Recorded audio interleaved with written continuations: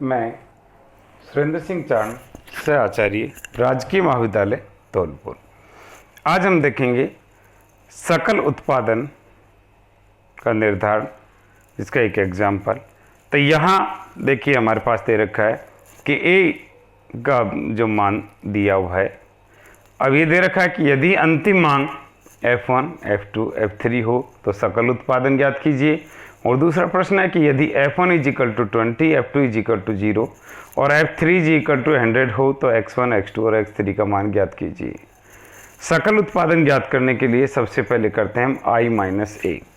तो I identity matrix या तो 3×3 की होगी, 1 0 0 0 1 0 0 0 1, और यहाँ A का मान रख देंगे। तो A के मान, I के मान में से A के मान को माइनस कर देंगे।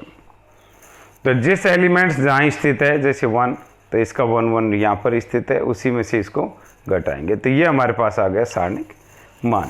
अब इस सारणिक जो मान जो निकल के आया I-A का, इसको सारणिक हल करेंगे। सारणिक हल करते यहाँ तक मैट्रिक्स रहेगा तो उसके डंडे इस तरीके से घुमे हुए रहते हैं। जैसे ही ये सारणिक बदलेगा तो इसके डंडे क्या हो जाएंगे, सीधे खड़ी रेखा के रूप में हो जाते हैं।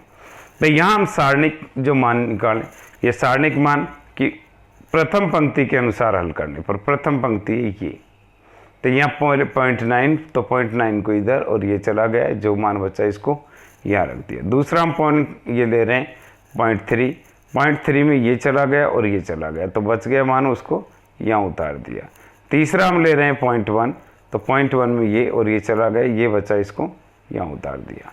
अब आगे हम क्या करेंगे, इसको 0.9 इसको इससे इंटू कर दो, माइनस करके इसको घटा दो, इसको इससे इंटू कर दो, माइनस करके इसको घटा दें, इसको इससे इंटू कर दे, इसको माइनस करके इसे घटा दे। तो ये मान हमारे पास ये आ चुके हैं। अब यहाँ A11, देखिए A11 का मान यहाँ से लेंगे हम, जो 1 का यानी 0.1, 2 का 0.2 और 3 का 0.3। ये गुणांक हॉकिंस साइमंस की द्वितीय क्रम की शर्त कहलाती है, और इसका गुणांक क्या आना चाहिए हमारे पास, 1 से कम होना चाहिए। द 0.1, 0.2, 0.3 1 से कम है। हॉकिंस साइमन की जो दूसरी शर्तें पूरी होती है, अतः यह प्रणाली व्यवहार्य है और इसमें सकल उत्पादन ज्ञात करना संभव है। अब हम ज्ञात करेंगे कोफैक्टर। देखिए कोफैक्टर में इसमें 9 कोफैक्टर ज्ञात होंगे, 1 1 का, 1 2 और 1 3। जैसे पहले बता रखा है कि 1 1 ये होता है पहला, 1 2 1 3, ये हमारे पास ये दर्शाता है कि पहली पंक्ति पहला कॉलम, पहली पंक्ति दूसरा कॉलम, पहली पंक्ति तीसरा कॉलम। ऐसे दूसरे में आता है 2 1 या 2 2, A 2 2 और यहाँ 2 3 2 3।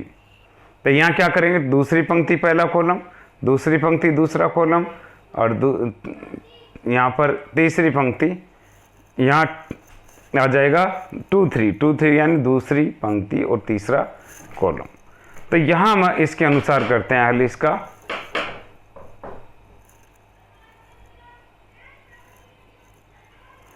इसमें हम ये ले रहे हैं कि कोफैक्टर, तो यहाँ 9 कोफैक्टर ज्ञात करेंगे इसके अंदर। अब कोफैक्टर मैट्रिक्स, जो कोफैक्टर हमें प्राप्त हुए उनका मैट्रिक्स बनाएंगे। मैट्रिक्स बनाते समय ये पॉइंट जो है यहाँ पर ऐसे 1 1, ये 1 1 रख दिया, 1 2 2 1 3, ऐसे 2 1 2 2 और 2 3, ऐसे 3 1 3 2 और 3। इसके बाद इसका क्या करेंगे, हम मैट्रिक्स ट्रांसपोज करेंगे। ट्रांसपोज करेंगे, जो मैट्रिक्स बनाया था, जो पंक्ति थी उसको उठा के कॉलम बदल दिया, इस पंक्ति को दूसरे कॉलम में और इस पंक्ति को तीसरे कॉलम में चेंज कर देंगे। कोफैक्टर जो बनाने के बाद हमारे पास प्रक्रिया इसका I-A इनवर्स। I-A इनवर्स है एडजॉइंट ऑफ A।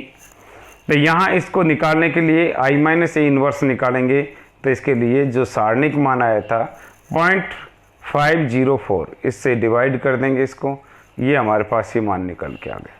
तो हमारे 2 क्वेश्चन दिए थे, एक में दे रखा था F का F1 F2 F3 ये मान, तो F1 F2 3 को हम इसके ऊपर ले जाएंगे और सबको इससे गुणा करके इसको F1 से F2 से F3 से और जोड़ देंगे। ऐसे दूसरी पंक्ति में गुणा करके, ऐसे तीसरी पंक्ति में गुणा करके हम जोड़ देंगे। तो यहाँ अगर अंतिम मांग F1 F2 F3 हो तो सकल उत्पादन हमारे पास ये होगा। यदि अंतिम मांग F1 इजिकल टू 20 हो, F2 इजिकल टू 0 और F3 इजिकल टू 100 हो तो इन मान को यहाँ रखें और इधर रख लेंगे इसको। 1.11 को 20 से गुणा करेंगे, 0.40 को 0.42 को 0 से और 0.277 को 100 से और आपस में जोड़ देंगे तो ये मान आ गया। ऐसे इनको इससे गुणा करेंगे और इसको जोड़ देंगे तो ये 36।